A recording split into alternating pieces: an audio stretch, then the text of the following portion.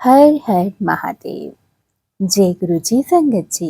आइए हम सब मिलकर एक बार फिर महादिव्य शिव पुराण पाठ के नए अध्याय को पढ़ते और ध्यान पूर्वक सुनते हैं और महादेव जी की कृपा प्राप्त करते हैं।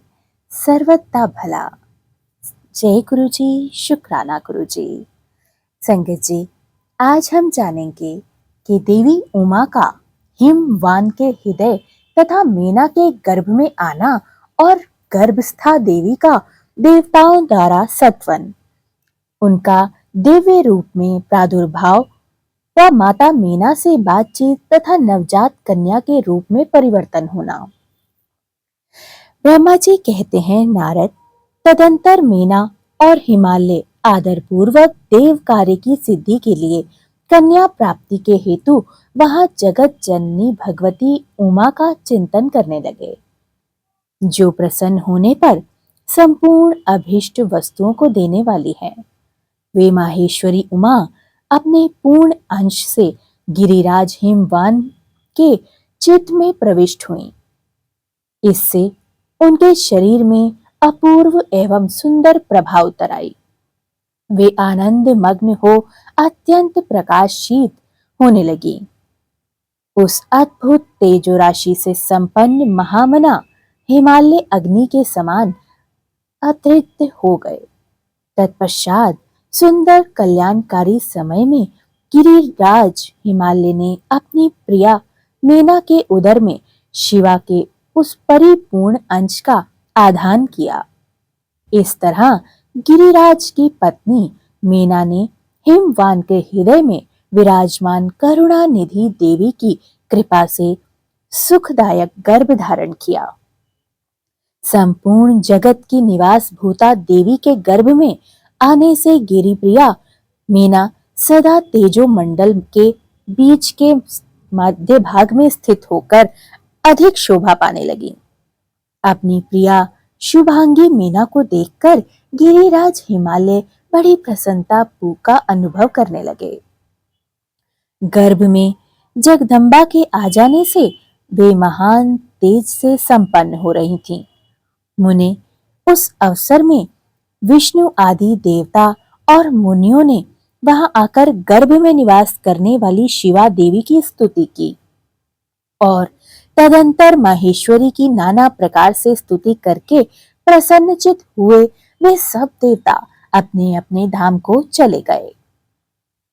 जब 9वां महीना बीत गया और 10वां महीना भी पूरा हो चला, तब जगदम्बा कालिका ने समय पूर्ण होने पर गर्भस्थ शिशु की जो गति होती है उसी को धारण किया, अर्थात जन्म ले लिया। उस अवसर पर आद्य शक्ति सती साध्वी शिवा पहले मीना के सामने अपने ही रूप में प्रकट हुई। वसंत ऋतु में चैत्र मास की 9वीं तिथि को मृगशिरा नक्षत्र में आधी रात के समय चंद्र मंडल से आकाश गंगा की भांति मेनका के उदर से देवी शिवा ने अपने स्वरूप का प्रादुर्भाव किया। उस समय संपूर्ण संसार में प्रसन्नता छा गई। अनुकूल हवा चलने लगी, जो सुंदर, सुगंधित एवं गंभीर थी। उस समय जल की वर्षा की छींटों के साथ फूलों के पंखुड़ियों की वृष्टि हुई और विष्णु आदि सब देवता वहां आ पहुंचे। सबने सुखी होकर प्रसन्नता के साथ मां जगदम्बा के दर्शन किए। शिवलोक में निवास करने वाली दिव्य रूपा महामाया शिव कामिनी मंगलमयी कालिका माता का सत्वन किया। नारद जब देवता लोग स्तुति करने के लिए चले गए, तब मेनका उस समय प्रकट हुई और नील कमल दल के समान कांतिवान श्याम वर्णा देवी को देखकर अतिशय आनंद का अनुभव करने लगी।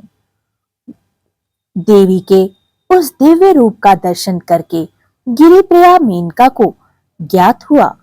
वे उन्हें परमेश्वरी समझकर अत्यंत हर्ष से उत्साहित हो गईं और संतोष पूर्वक बोली। मीना ने कहा, जगदम्बे माहेश्वरी, आपने बड़ी कृपा की, जो मेरे सामने प्रकट हुई अंबिके। आपकी बड़ी शोभा हो रही है।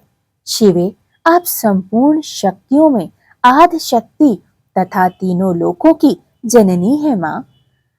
हे देवी, आप भगवान शिव को सदा ही प्रिय हैं तथा संपूर्ण देवताओं से प्रशंसित पराशक्ति हैं। हे माहेश्वरी, आप कृपा करें और इसी रूप से मेरे ध्यान में स्थित हो जाएं। साथ ही मेरी पुत्री के रूप में प्रत्यक्ष दर्शनीय रूप धारण कर लें। ब्रह्मा जी कहते हैं, नारद, पर्वत पत्नी मीना की यह बात सुनकर अत्यंत प्रसन्न हुई शिवा देवी ने उस गिरिप्रिया को इस प्रकार उत्तर दिया। देवी बोली, मीना, तुमने पहले तत्परता पूर्वक मेरी बड़ी सेवा की थी।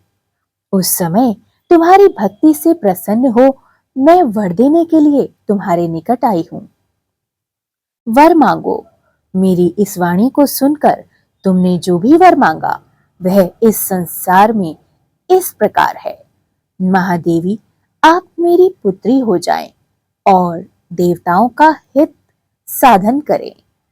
तब मैंने तथास्तु कहकर तुम्हें यह वर दे दिया था और मैं अपने धाम को चली गई थी। गिरी कामिनी, उस वक्त के अनुसार समय पाकर आज मैं तुम्हारी पुत्री रूप में उत्पन्न हुई हूं। आज मैंने जो दिव्य रूप का दर्शन करवाया है, इसका उद्देश्य इतना ही है कि तुम्हें मेरे स्वरूप का स्मरण हो जाए, अन्यथा मनुष्य रूप के में प्रकट होने पर मेरे विषय में तुम अनजान ही बनी रहती। अब तुम दोनों दंपति पुत्री भाव से अथवा दिव्य भाव से मेरा निरंतर चिंतन करते हुए मुझे स्नेह दो। इससे मेरी उत्तम गति प्राप्त होगी। मैं पृथ्वी पर अद्भुत लीला करके देवताओं का कार्य सिद्ध करूंगी। भगवान शंभु की पत्नी भी होंगी और सज्जनों का संकट भी दूर करूंगी और उनका उद्धार भी निश्चित करूंगी। ऐसा कहकर जगत जननी माता शिवा चुप हो गईं और उसी क्षण माता के देखते देखते प्रसन्नता पूर्वक नवजात पुत्री के रूप में परिवर्तित हो गईं। हर हर महादेव। जय मां जगदम्बे। मां, आपकी इस बाल लीला को जानकर, सुनकर व पढ़कर मैं धन्य हो गई। हे मां जगत जननी, जैसे आपने सभी पर अपनी कृपा बनाकर रखी, उसी तरह मां इस पाठ को पढ़ने और सुनने वाले समस्त परिवारों पर भी अपनी कृपा दृष्टि बनाइए और उन्हें समस्त संकटों से मुक्त कर दीजिए। सर्वदा भला करें मां, सर्वदा भला। जय गुरु जी, शुक्राना गुरु जी, अनंतम अनंतम शुक्राना।